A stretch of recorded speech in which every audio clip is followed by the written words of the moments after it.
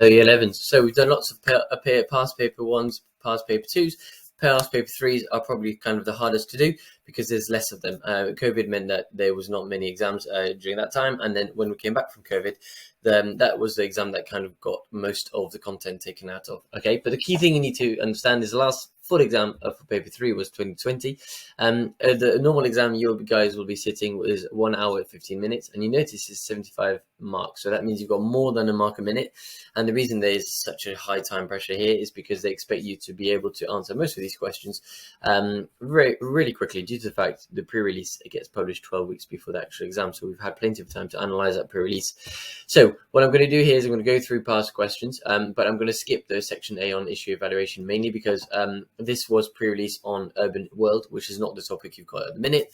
So when you do past paper 3s, it's not much point doing the past pre-release questions unless you've studied that said pre-release. Okay, so I'm going to stop there, but skip that. But the only thing I do want to highlight on the issue evaluation section of pre-release is you've got question 1 is on paper figure 1, okay, and that's about 10 marks. Lots of 1 and 2 4-mark questions.